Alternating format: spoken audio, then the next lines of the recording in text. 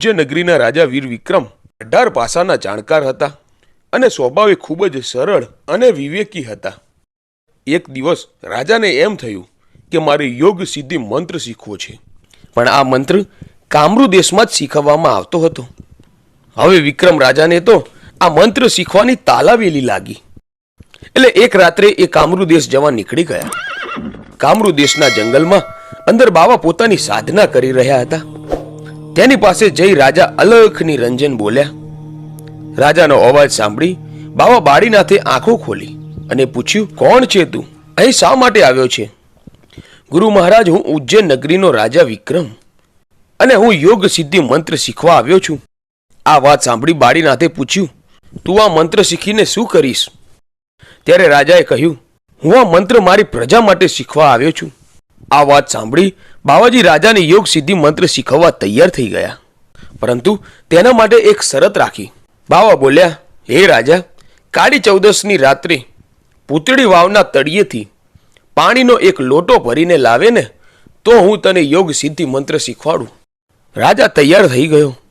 હવે થોડા દિવસોમાં કાળી ચૌદસ આવી એટલે વિક્રમ રાજા શરત પૂરી કરવા રાત્રે 1 વાગ્યે પૂતળી વાવ પાસે આવ્યા અને એક લોટો લઈને તે વાવના પગથિયા ઉતરવા લાગ્યા.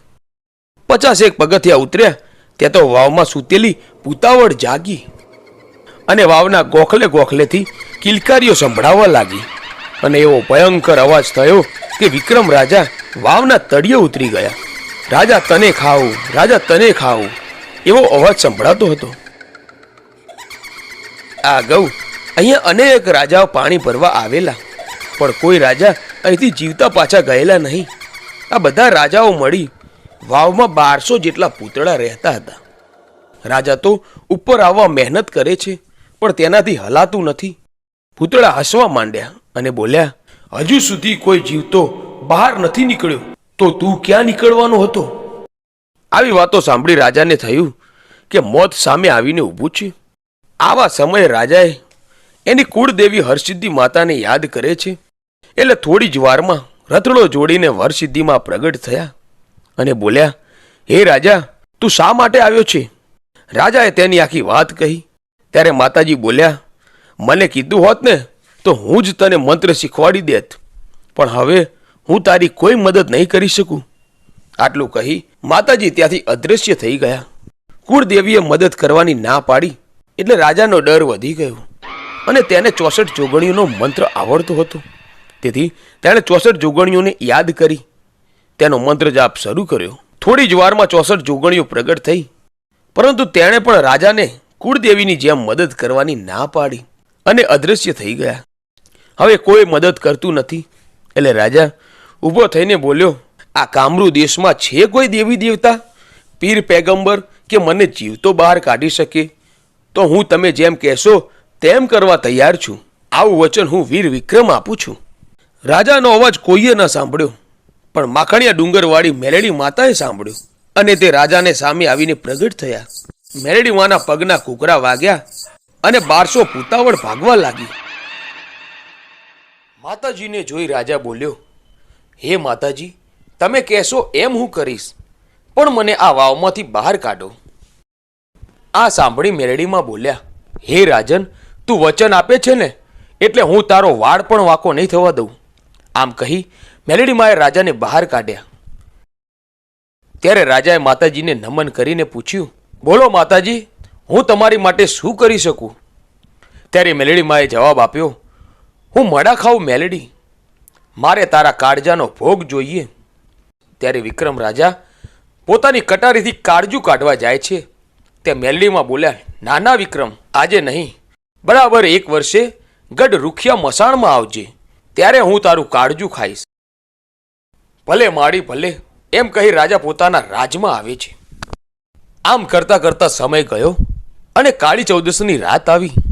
વિક્રમ રાજા કટાર લઈ તૈયાર થઈ ઉજ્જૈનની ભવરી બજાર તરફ નીકળ્યો. ચાલતા ચાલતા ઉજ્જૈનના ઉગમણા દરવાજે આવે છે. ત્યાં 4 જોગણી હાથમાં ખપ્પર લઈને ચાલી આવે છે. આને જોઈ વિક્રમ રાજા બોલ્યા, હે જોગમાયા, કોણ છો તમે અને ક્યાં જાઓ છો? જોગણી બોલ્યા, વિક્રમ, તારા ઉજ્જૈનમાં જઈએ છીએ. તારી ઉજ્જૈન નગરીની પૌરી બજારમાં 7મા માળે ઝરૂખે હાથી પગા ઢોલિયા ઢાળી સિયાવાન સૈયણ નામની બાઈ મારા મંત્રો પઢે છે અને આ ખપ્પર રોગદોગના છે, જે તારી આ ઉજ્જૈન નગરીમાં ઠાલવી નાખીશું, જેથી 6 મહિના સુધી તારી ઉજ્જૈન નગરીમાં માણસો મર્યા જ કરશે. આમ તારું નગર જીવતું જાગતું મસાણ બનશે અને તારી નગરી ઉજ્જડ થશે.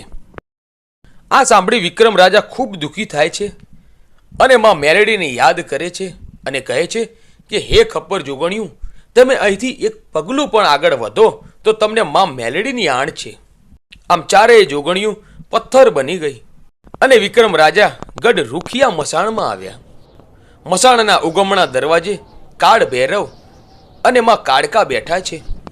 કાળકામાં જાણતા હતા કે રાજા વિક્રમ માં મેલેડીને કાળજુ દાનમાં આપવા જાય છે અને જો કાળજુ નીચે જમીન પર પડશે તો માતાજી દાન નહીં સ્વીકારે અને રાજા ફરી સજીવન નહીં થઈ શકે. એટલે કાળ ભૈરવને માણસનું રૂપ લઈ રાજાની પાછળ છુપી રીતે મોકલ્યો અને કહ્યું કે જાઓ કાળ ભૈરવ, વિક્રમ જ્યારે કાળજુ કાઢે ને ત્યારે તમે ઝીલી લેજો અને માં મેલેડીને આપી દેજો. હવે આ બાજુ મહેલમાં એવું બન્યું કે વિક્રમને ઘણી રાણીઓ હતી. એમાંથી સાથુરા નામની રાણી ઘણી ચતુર હતી. એને થયું કે મારા સ્વામી આજે કાળી ચૌદસની રાતે ક્યાં જાય છે એ મારે જાણવું છે. એની ખાતરી કરવા રાણી સાથુરા પુરુષનો પોશાક પહેરી હંસલો ઘોડો લઈ નીકળી પડ્યા. ઘોડાના ડાબલા સિપ્રા નદીમાં પડ્યા એટલે બાવા બાળીનાથ બહાર આવી 3 મંત્ર બોલ્યા અને રાણી અને ઘોડા સાથે સિપ્રા નદીમાં પથ્થર બનાવી નાખ્યા. આ બાજુ વિક્રમ રાજા મસાણમાં આવ્યા. સામે માં મેલડી ચાલતી આવે છે. માના છૂટા વાળ છે, શરીર પરથી લોહી નીકળે છે, જાણે કોઈને ખાતી હોય એવું માં મસાણી મેલડીનું બિહામણું રૂપ છે.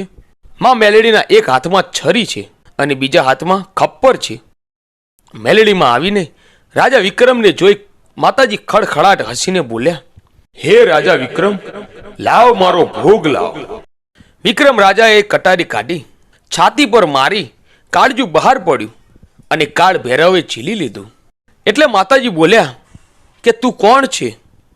કાળ ભૈરવ બોલ્યા, મને માફ કરજો, મને શ્રાપ ન આપતા, હું કાળ ભૈરવ છું.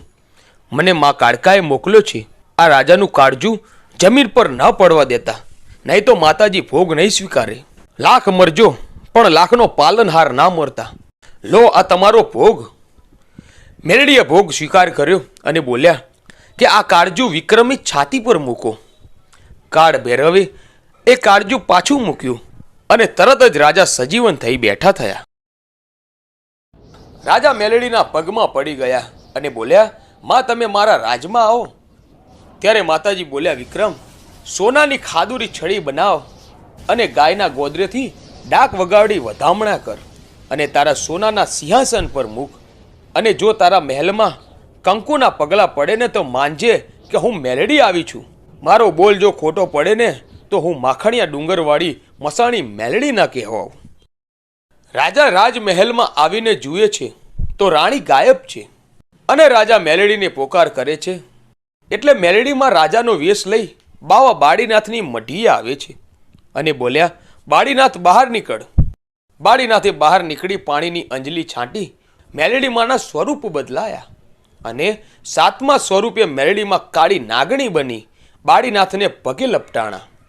બાળીનાથ બોલ્યા, દેવી મારી ભૂલ થઈ ગઈ, તમે કોણ છો?